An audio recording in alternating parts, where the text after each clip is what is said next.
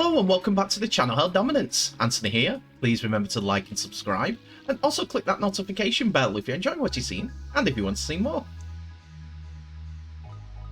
Coming up in this episode, we have highlights of the final Super League game of round 20, Wakefield Trinity versus St Helens. And we come to the final game of the Super League round 20 as we have Wakefield Trinity facing St Helens. It's a case of top versus bottom, as the champion St Helens can put a further dent in Wakefield's survival hopes, even though Toulouse lost the night before. Despite desperate for a win, a visit from the three times champions is the last thing Wakefield need. But Wakefield could give a debut to loan signing Jamie Shaw this week, as he swaps Hull versus for West Yorkshire. George Tofoa and Josh Bowden are set for their home debuts, while Lee Kershaw is in the squad for the first time this year. Carl Evans has been named in the reserves side for today's game, so won't feature. Reserves game against Wigan, so won't feature. A bit tougher reading for the champions, who have lost Will Hapuate, Sione Matauti and Morgan Knowles this week, with three young men subsequently coming into the squad. None of them are likely to play, but it's good experience for them nonetheless.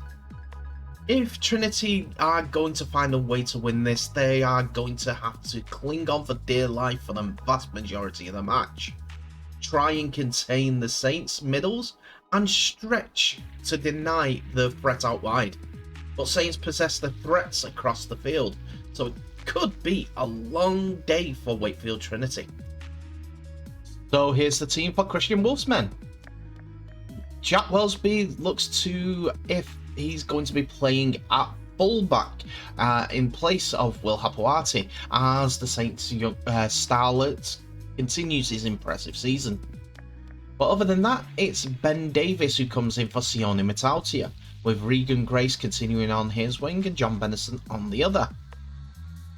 That change would see Johnny Lomax and James Roby pair up in the halfbacks, while Joey Lussick comes in at acting halfback. Otherwise, it's one of Saints' strongest forwards packs, but they are missing a host of stars. Alex Walmsley and Matty Lees lead the front, with Curtis Sirenen and Joe Batchelor in second row, and Jake Wingfield comes in at loose forward. They are without the suspended Morgan Knowles. Lou McCarthy-Scarsbrook continues his bench presence, with Ignatius Pasig reverting to the bench now that Alex Walmsley's back, like he did last weekend. James Bell has been recalled to play in the Saints team this week from his loan with Lee, and Dan Norman takes Wingfield's place on the bench. For Wakefield, we see Jamie Shaw play that fullback role for Trinity, as Max Jowett misses out despite scoring last week. This means that Lee Gaskill has gone into centres with Jack Croft, and George Tofua is on the left wing. Jacob Miller and Mason Lino are back together once again, with Jai Whitbread and Tini Arona being the forward men. Matty Ashurst, Kelepi Tanganoa and James Batchelor come in for a muscled up forward pack, while Liam Hood will be busying himself around the acting halfback position. On the bench, we see Eddie Batty return, with Jordan Crowther, David Fafita and Josh Bowden complete the lineup for Wakefield. It was Wakefield who was first on the board, and after a James Batchelor drive was taken down by the Saints attack, it was a left-hand move to Mason Lino, who threw the ball out wide to Josh Tofoa, who scored in the left corner. The conversion was missed, but Wakefield were leading 4-0. A penalty from Mason Lino made it 6, and then a 40-20 attempt by Mason Lino, which was kept in play by Jack Welsby, but it was the Wakefield man Jack Croft who got to the ball first for a 10-0 lead at half time. Mason Lino missed the conversion. After a scrum play, Johnny Lomax and Jack Wellsby combined to find Regan Grace a bit of a gap, and he dived over in the left edge to make it 12 points to 4. Johnny Lomax hit the conversion perfectly for 12 points to 6. Saints were in again on the 69th minute, as this time it was Johnny Benison being on hand to get on the end of the sweeping Saints move to the right edge. And it was 12 points to 10 with the kick to come. Lomax added the extras, and it was 12 all at full time. We go into golden point. We now go into golden point extra time, and after James Bell's initial drive into the middle of the post was held by Wakefield defenders, the ball went back to Johnny Lomax, who fumbled the ball, but he found Jack Wellsby to score the extra point for St Helens to win 13 points to 12. As much as you like to say it, any other time of the game and overall game, the Lomax one will be a knock-on. A heartbreaker for Wakefield as they lose it in golden point, 13 points to 12.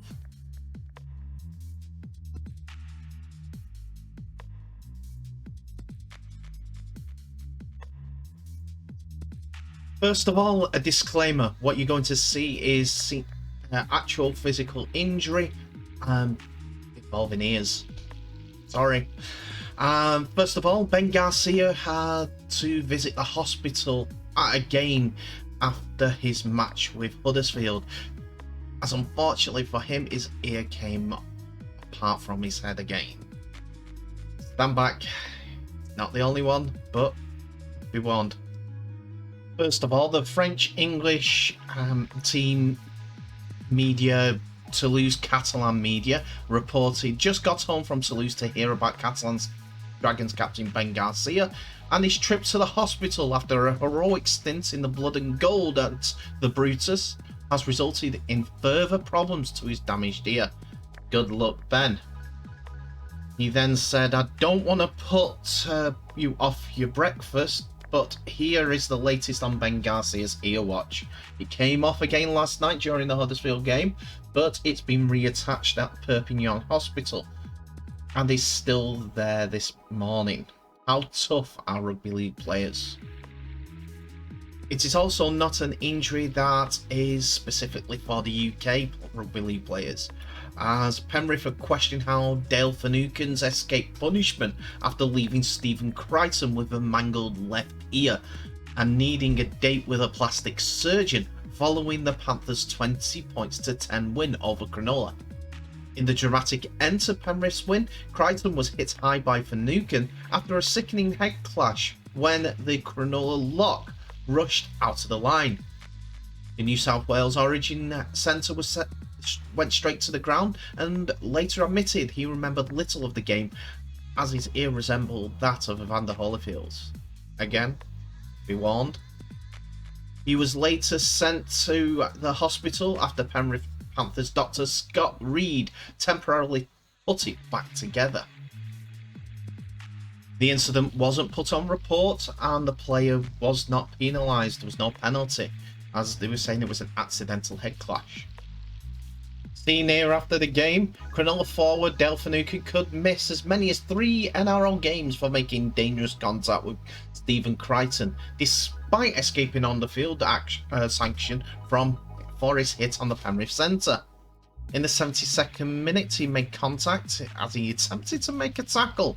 It looked like a shot from a gun, to be honest. Finucane's arm swung out, but closer inspection, it appears to show Crichton had been hit by the locked forward's head rather than the arm or the shoulder.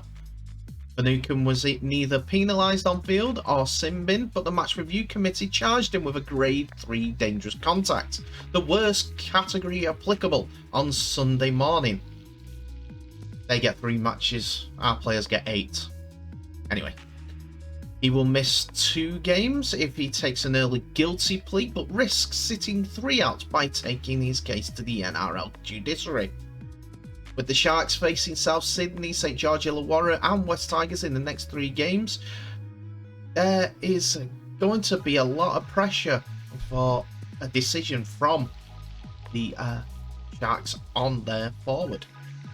No matter the incident, it's still a severe injury for both of these players. Ears issues,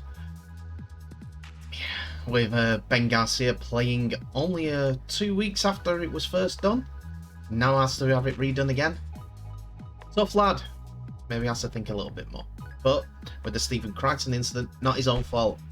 He'll probably sit down for a couple of weeks due to potential head knock issues. I hope it's all something to nothing at the end of it. And wish him all the best. And Ben Garcia as well as Stephen Crichton.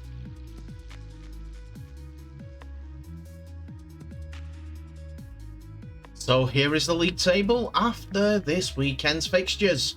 All teams have now played 20, and St Helens are now 6 points clear at the top of the Super League table after their victory against bottom place Wakefield Trinity, who unfortunately stayed bottom despite the narrow loss against Saints.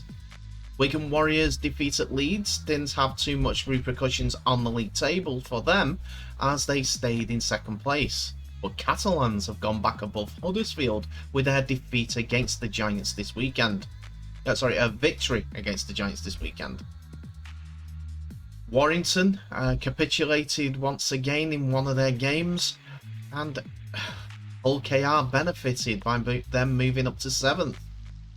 Warrington are now 3rd from bottom, and there's a gap opening further between them and Leeds Rhinos.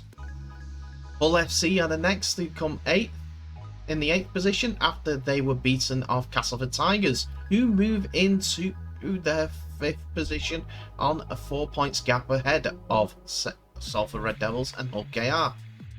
The race for 6th place is on, and it is between Salford, Hull KR, Hull FC and Leeds Rhinos. Could Leeds sneak into the top at 6 after a terrible season, to be honest, in their standards? We'll see. And that's it for another episode, ladies and gentlemen. Thank you so much for watching. Please remember to like, subscribe and share this video worldwide, as well as clicking that notification bell for any updates on new videos that may be coming your way. Tell me what your thoughts are in the comments below of today's episode. There's a lot to unpack there. Wakefield showed a bit heart against St Helens and did the very, very best to quell the Saints' attack. All praise to them. But St Helens' quality got them over the line in the end, even if it did take them to Golden Point. Ben Garcia, is he foolish or brave? You tell me. His ears come off again. Had to go to the doctor to get it fixed again. Stephen Crichton, different circumstances, hit hard and it caused that injury. Player not getting sanctioned on the pitch at that time. That's a wrong decision by Ashley Klein. Really was. You tell me in the comments below what your thoughts are. But anyway, thanks for watching. Please remember to share this video worldwide. I will now wish you all the best. So please stay safe, and I'll see you in the next episode.